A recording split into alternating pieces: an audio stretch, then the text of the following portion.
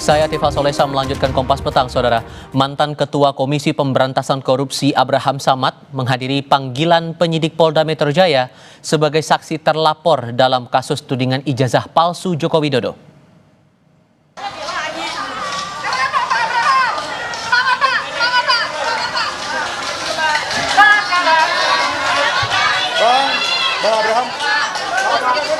Saat diperiksa pada Rabu pagi, Abraham mengklaim pemeriksaan ini diduga adanya siniar atau podcast Abraham Samad Speak Up yang pernah membahas isu dugaan ijazah palsu Joko Widodo. Meski begitu, ia mengelak isi siniarnya memiliki unsur pidana terkait pencemaran nama baik apa yang dilaporkan Joko Widodo. Mengenai kemungkinan dirinya menjadi tersangka, Abraham menegaskan ia dan tim hukumnya pasti akan melawan.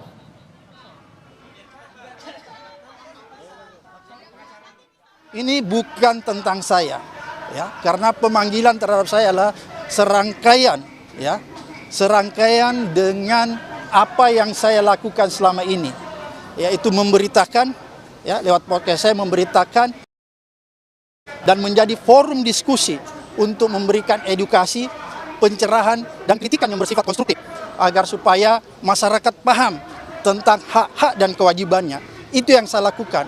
Oleh karena itu, kalau apa yang selama ini saya lakukan lewat podcast dianggap sesuatu yang punya nilai pidana sehingga saya dipanggil, maka ini adalah salah satu bentuk kriminalisasi terhadap pembungkaman, kebebasan berpendapat dan kebebasan berekspresi.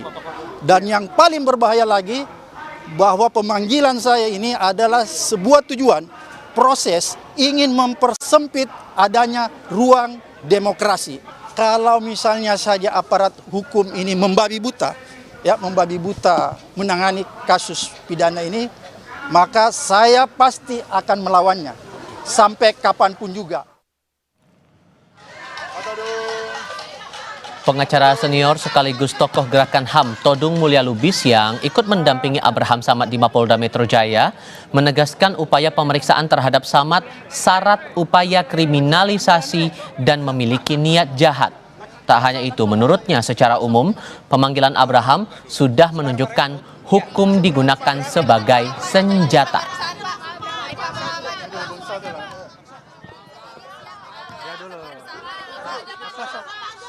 Dulu, Mas Lakso dulu. Ini ada pengacara saya, Mas Lakso. Lakso. Sorry kabel. Lakso. Saya tidak menyangka akibat podcast yang dilakukan oleh Saudara Abraham Samad, dia dikriminalisasi.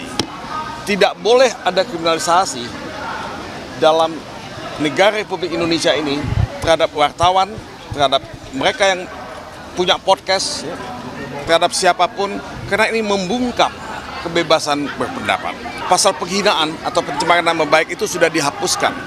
Hanya di negara yang otoriter atau punya tendensi untuk menjadi negara otoriter, pencemaran nama baik, penghinaan itu dikriminalisasi. Inilah zaman di mana penegakan hukum dipolitisasi. Inilah zaman di mana hukum dijadikan sebagai weapon. Ini yang disebut weaponization of law. Lalu apa indikasi siniar atau podcast Abraham Samad mencemari nama baik ataupun fitnah terhadap Joko Widodo? Dan apakah pemeriksaan Samad dalam kasus ijazah Jokowi kali ini berpotensi membungkam suara kritis publik? Kami diskusikan bersama dengan para narasumber. Bergabung saat ini ahli hukum tata negara Refli Harun, juga bergabung bersama kami Sekjen Pradi Bersatu Ade Darmawan dan mantan Kabareskrim Polri Susno Duaji. Selamat sore semuanya dengan Tifal di studio. Apa kabar? Selamat sore, Mas Tifal. Selamat sore para pendengar. Terima kasih semua sudah bergabung bersama kami kali ini. Dianggap ini syarat muatan lain selain di luar hukum. Sehingga menurut Anda, Mas Ade, apa yang salah sebetulnya dengan podcastnya Bang Samad ini sehingga harus diperiksa terkait dengan kasus ijazah Jokowi ini? Oke, terima kasih Mas dari Kompas News ya. Jadi kalau terkait laporan Pak Insinyur Joko Widodo kan kemarin itu, beliau melaporkan peristiwa. Kemudian peristiwa ini menjadi menjadi pemeriksaan terhadap beberapa yang diduga ya ikut dan turut melakukan tindak pidana pencemaran tersebut. Artinya gini Mas Tifan, bahwa kemudian dipanggilnya Bang Abraham, saya rasa itu normatif hukum. Ya, tidak ada diskriminasi di sini. Ini kan polisi memeriksa dengan adanya bukti yang telah dipelajari, kemudian diperiksa bahwa ada dugaan di situ. Ya, kita tidak bisa menghindari itu. Apa kata-kata yang salah dari podcast itu sehingga ada muatan potensi bahwa ada pencemaran nama baik di situ menurut Anda, Bang Ade? Jadi gini, podcast ini kan berbeda dengan pemberitaan nih, Bang Tifal ya. Kalau di podcast itu, kalau kata-katanya saya tidak melihat alat buktinya secara menyeluruh yang mana menjadi satu ujaran kebencian atau fitnah atau pencemaran. Tetapi yang saya tahu bahwa podcast YouTube terus kemudian ada video juga yang dimana ada beberapa kelompok orang ya. Dan di situ juga Bang Abraham sempat berorasi dan lain sebagainya. Nah, yang saya lihat sih itu. Kemudian podcastnya juga ada, tapi saya nggak terlalu membuka secara, karena itu kan merusak pemeriksaan. Kalau saya sampaikan di sini bahwa ini loh yang menjadi fitnah dan pencemarannya gitu loh. Tapi kan banyak podcast juga yang mengeluarkan opini masing-masing sehingga dianggap oleh Bang Abraham ini membungkam demokrasi. Jadi gini. Demokrasi itu sah-sah saja, Bang Tifal, tak sepanjang demokrasi itu ya tidak mencemarkan seseorang. Itu yang pertama. Yang kedua adalah kalau kita berbicara demokrasi, Pak Insinyur Joko Widodo ini kan korban dari ujaran kebencian, korban dari fitnah, korban dari tindakan-tindakan di mana beliau dilecehkan betul. Kalau menurut saya beliau dilecehkan betul. Okay. Artinya ya kalau memang mau berdemokrasi tapi jangan juga melakukan yang diduga tindak pidana, yaitu penyampaian pendapat itu tidak tendensius dan menjustifikasi orang. Gitu. Tidak tendensius, tidak menjustifikasi. Nah, Anda, Bung Refli, yang juga punya podcast di sini, dengan adanya kasus semacam ini, Bang Abraham Samad dilaporkan sebagai saksi terlapor, diperiksa hari ini, ngerasa was-was nggak nih? Iya, ini secara umum ya. Saya selalu mengatakan ya, negara yang masih memproses orang yang berpendapat itu demokrasinya pasti sontoloyo gitu ya. Jadi ini bukan soal Abraham Samad atau tidak, tapi bagaimana kita memelihara demokrasi dan konstitusi kita. Itu yang paling penting sesungguhnya. Jadi saya membayangkan ya ketika reformasi kemarin, kita bicara mengenai bagaimana kita demokrasi ditegakkan, konstitusi ditegakkan, karena kita hidup dalam negara otoritarian, orde baru begitu. Tapi ternyata setelah berapa tahun kejadian seperti ini terjadi lagi. Begini, kalau kita bicara mengenai hak-hak perlindungan seseorang gitu, tentu orang punya hak untuk kemudian misalnya kalau dia merasa dicemarkan, dia mengadu. Tetapi harus jelas dia dicemarkan pada bagian mana dan kemudian siapa yang diadukannya. Yang terjadi sekarang ini kan seolah-olah orkestrasi sebuah kekuasaan. Karena kalau ditanyakan pada Jokowi, dia hanya mengatakan saya hanya mengadukan sebuah fenomena. Loh, kok bisa ya diadukan sebuah fenomena? Tidak jelas siapa yang dia laporkan, lalu kemudian apa locus delictinya, apa tempus delictinya, dan lain sebagainya. Sehingga unsur fitnah menurut Anda masih ada tidak di situ? Iya, kalau seandainya misalnya dia merasa fitnah atau misalnya pencemaran nama baik, itu kan soal-soal yang terkait dengan delik aduan. Silakan saja dia, yang jelas harus jelas apa peristiwanya, di mana dia tahu bahwa dia difitnah, lalu siapa yang mau dia laporkan dan lain sebagainya. Sekarang kan tidak jelas. Ketika ditanyakan pada Jokowi, dia bilang bukan saya yang melaporkan 12 orang itu. Itu satu. Yang kedua, ya, kasus ini adalah gabungan dari pengaduan Jokowi sebagai sebuah delik aduan dan delik umum yang dilaporkan Ade Darmawan dan lain-lain. Jadi ada 5 laporan digabung jadi satu. Padahal kalau kita mau bicara penegakan hukum, kalau memang ini delik aduan, ya sudah dipisahkan dulu. Delik aduan diproses dan kemudian dihargai hak Jokowi untuk mengadukan siapapun. Baik. Tapi jangan kemudian digabung seolah-olah di entertain yang diadukan sebuah fenomena, tiba-tiba dicarilah siapa yang kira-kira bisa dilaporkan, ditersangkakan. Ini yang menurut saya menjadi tidak jelas. Kalau begitu, Pak Susno, kalau menurut kacamata Anda membaca kasus ini, apakah siniar atau podcast itu bisa dijadikan bahan untuk penelusuran dugaan fitnah terhadap seseorang? Baik, saya akan netral ya. Saya meninjau dari segi penyelidikan dan penyidikan ya. Kasus ini adalah yang ditangani Polda Metro Jaya adalah pencemaran nama baik dan ITE ditambah dengan kasus-kasus lain yang digabungkan dari Polres, Polsek dan sebagainya. Iya. Ini sudah menunjukkan ketidakpastian hukum. Jadi tidak bagus ini. Kedua, dari segi hukum pidana, siapa yang melaporkan, dia harus membuktikan. Jadi jangan penyidik yang mencari tersangkanya. Ini nggak benar ini. Jadi kalau dipisah, saya sependapat dengan Nadinda Repli tadi. Dipisah, kemudian sekarang akan nangani apanya dulu? Akan nangani pencemaran nama baik. Kalau pencemaran nama baik, yang lapor harus yang merasa tercemar. Tidak boleh diwakilkan. Yaitu Pak Joko Widodo sendiri yang laporan. Kemudian tadi benar, kapan, di mana, tentang apa, kalimatnya kayak apa, itu harus di situ kan dia yang harus membuktikan itu. Jadi bukan polisi yang mencari. Nah kalau polisi mencari nanti penyidik mencari, nanti dikira penyidik ini keberpihakan, itu nggak bagus gitu ya. Nah yang kedua tentang podcast. Podcast ya beda, yang tadi siapa yang nyatakan tadi dari PBI itu kan dari sudut pandang media, surat kabar, televisi dan sebagainya. Podcast ini kayak kita ngomong kayak gini lah gitu. Itu orang berpendapat, berdiskusi gitu, dan banyak sekali di Indonesia. Kalau semua podcast yang dan nggak bisa dipidana kalau orang berpendapat begitu? Ya nggak ada, nulum delictum nullabona sine fiera liga punali, nggak ada aturannya, ya nggak bisa dihukum dong. Oke.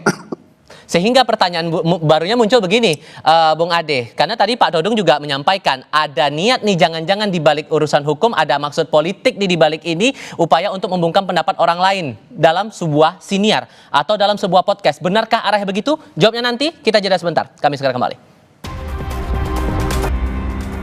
Kata Bang Todong di Mapolda, Mas Ade, hukum saat ini sudah dijadikan sebagai senjata, bahkan ada tudingan politis di balik kasus ini. Memang arahnya mau ke sana? Kalau saya melihat ini normatif hukum ya. Artinya begini, Bapak Insinyur Joko Widodo itu kan memiliki hak yang sama dengan warga negara lain, warga negara yang ada di Indonesia, masyarakat Indonesia. Intinya apa yang dilaporkan peristiwa tersebut, kemudian ditemukan bukti-bukti pada perjalanannya, dan memanggil beberapa orang terlapor, dianggap terlapor ya, karena gini, saya perlu jelaskan dulu sedikit ya, bahwa ada 2 laporan itu yang saat ini berada di Polda Metro Jaya. Laporan 4 menjadi 1 kemarin ya. 4 menjadi 1, itu 160, 28 ayat 2 ITE ya. Nah, terus kemudian ada laporan pencemaran 310, 311, 32, 45A. Itu dari Bapak Insinyur Joko Widodo sendiri ya yang melaporkan. Jadi kalau terkait pemanggilan dan pelaporan ini normatif hukum kok. Tidak ada sama sekali tendensi politik. Yang mempolitisasi bisa saja orang-orang yang dipanggil dengan mengajak semua unsur beramai-ramai untuk mengatakan bahwa terjadi pembungkaman demokrasi. Siapa tuh yang nuduh kalau gitu menurut Anda? Sah-sah saja. Demokrasi sah-sah saja, Mas Iqbal. Tetapi kita juga tidak bisa menutup mata terhadap demokrasi hukum. Artinya kebebasan-kebebasan kan udah banyak juga. Jadi gini loh, kalau kita bilang bahwa ada perbedaan, tidak ada equal karena dia adalah, mohon maaf, Bang Abraham Samad adalah mantan ketua KPK nih, ya kan, nggak bisa dihukum dong, ada privilege atau apa, kan semuanya sama. Tapi yang hari ini yang ditunjukkan Bang Abraham Samad, ya, saya sangat luar biasa support. Kenapa? Bahwa beliau datang. Jangan juga belum jatuh tempo, ada yang terlapor juga ya, belum jatuh tempo, tapi tidak hadir. Nah, Bung Justru Refli. menunda karena alasan 17 Agustus. Oke. Nah, tetapi apapun itu, saya menganggap Bang Abraham Samad ini memang pendekar hukum dan dia mengerti betul. Dan dia paham betul Bang Abraham ini bahwa Bung Refli, kemudian silakan. kalau dia tidak terlibat. Sudah kami tangkap poin dari situ, Bung Ade. Bung Refli, silakan. Iya, sekali lagi ya, saya mendapatkan beberapa kali surat panggilan tersebut. Dan surat panggilan tersebut itu menggabungkan semua tindak pidana. Jadi laporan dari Pak Jokowi, laporan dari Mas Ade dan lain sebagainya itu digabung jadi satu. Dan kemudian dikatakan Anda dipanggil sebagai saksi ya dalam dugaan tindak pidana bla bla bla bla yang terlapornya 12 orang tersebut. Karena itu makanya saya katakan kalau kita bicara tentang profesionalisme penegakan hukum, ini sebenarnya yang diproses yang mana begitu.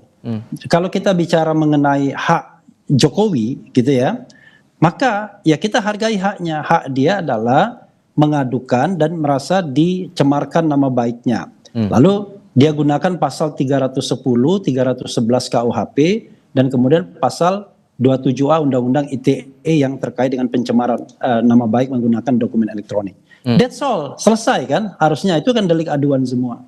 Tapi yang terjadi adalah masuk pasal 160 KUHP, kemudian masuk soal-soal yang terkait dengan penghasutan dan lain sebagainya. Jadi sehingga udah ada maksud lain di luar hukum menurut Anda di sini. Bahkan pasal 32, pasal 35 yang ancaman hukumannya 12 tahun. Jadi dan tidak jelas lokus deliktinya di mana, tempus deliktinya di mana, materi pencemarannya apa, kemudian materi penghasutannya apa, kok gabung jadi satu seolah-olah polisi ini itu supermarket. Dia cari semua bahan, kira-kira setelah bahannya dikumpulkan tinggal dia tetapkan siapa yang mau dijadikannya tersangka. Bahkan Pak Jokowi sendiri ketika melaporkan kasusnya, dia cuma melaporkan peristiwa. Dia bilang dia tidak melaporkan orang. Lah, kok aneh, ada orang yang datang ke polisi, Pak, saya dicemarkan, Pak, saya difitnah. Siapa yang memfitnah? Saya tidak tahu, Pak. Nah, tapi di sisi lain, saya mendengar begini, loh, kan aneh. Makanya saya bilang, kalau kita mau memproses laporan pencemaran nama baik dari Pak Jokowi dan kemudian fitnah, silahkan diproses sesuai dengan azas profesionalisme, kemudian mendengarkan semua pihak, melakukan treatment kepada keadilan dan lain sebagainya. Tetapi jangan kesannya kemudian semua diambil tiba-tiba tidak jelas. Bung Ade, mana silakan. yang mau diincar atau enggak begitu. Jadi gini, Bang Refli. Jadi kalau saya sih menganalogikan, saya tidak membela ataupun seperti apa tentang penegakan hukum di pihak kepolisian. Jadi polisi itu diberikan kewenangan terhadap negara, ya. Kita ambil contoh analogi, Bang Refli, bahwa kemudian ada pencurian yang terjadi, misalkan kendaraan bermotor, Bang Refli, di depan rumah saya tidak tahu siapa yang ambil, tapi nyatanya ya peristiwa itu terjadi, ada kehilangan, ada kerugian dari saya gitu loh, sehingga saya merasa wah ini barang saya hilang nih, tapi saya nggak tahu nih pelakunya. Nah, ketika saya melaporkan ke polisi, apakah saya harus menyebutkan namanya? Misalkan, tetangga gua kali, kan nggak bisa begitu, Bang Refli. Jadi gini loh, bro, saya perbaikin sendiri ya. Peristiwa itu berbeda dengan kalau Anda difitnah atau dicemarkan. Kalau misalnya Anda dicuri, memang kita belum tahu siapa pencurinya. Tapi kalau Anda merasa dicemarkan nama baik dan difitnah, masa Anda nggak ngerti siapa yang mencemarkan dan yang memfitnah Anda? Masa Anda mendengarkan sebuah pencemaran dan fitnah? Lalu sayup-sayup. Wah, saya mendengarkan suara ya. Ada orang memfitnah saya, mencemarkan saya. Jelas itu. Ini kayaknya Pak Susno udah mau ngomong nih. Silakan Pak Susno, silakan Pak. Jadi ini bagus sekali ya, ini pencerahan yang bagus. Jadi kasus ini berbeda dengan pencurian. Kalau pencurian itu polisi tidak dilapori pun dia harus berbuat. Karena itu bukan delik aduan. Termasuk rakyat biasa, rakyat jelata seperti saya, kan tidak lagi polisi sekarang ini. Petanian, kalau tahu ada pencurian, saya lihat dia, saya berhak menangkap, tertangkap tangan. Nah, serahkan pada Polri. Tetapi saya mengetahui ada seseorang yang dicemarkan nama baiknya, saya nggak boleh melapor dong. Yang melapor yang namanya merasa tercemar. Oke. Nah, siapa tahu, dan laporan itu harus lengkap gitu, karena ini delik aduan, kapan, di mana, bunyi pencemarannya kayak apa, kemudian dia mengumpulkan alat-alat bukti itu untuk dinilai oleh Polri. Jadi bukan jangan sampai nanti penyidik Polri mencari, wah ini podcast yang ini mencemarkan, ada lagi podcast yang ini mencemarkan, oh ini ada percakapan di WA grup ini mencemarkan, itu nggak boleh. Jadi bedanya delik aduan sama bukan delik aduannya. Oke, sehingga singkat saja Pak, kalau membaca kasus yang Suginur kan kasus pernah narapidana, kasus pencemaran nama baik Jokowi, akhirnya kan diampuni oleh Presiden Prabowo Subianto. Apakah itu juga akan jadi pertimbangan penyidik untuk meneruskan atau tidak kasus ini? Itu bagus sekali, karena apa? Objeknya adalah ijazah palsu. Nah, buktikan dulu si objek itu palsu nggak ijazah ini. Nah, kalau ijazahnya betul-betul palsu, ya bukan cemarkan nama baik, namanya membuat berita bahwa ijazah itu palsu gitu. Tapi kalau ijazahnya asli dikatakan palsu, ya baru itu mencemarkan nama baik. Oke, sudah kami tangkap poin dari situ Pak Susto, Bang Ade, Bung Refli, terima kasih sudah berdiskusi bersama kami kali ini. Selamat sore semuanya. Terima kasih.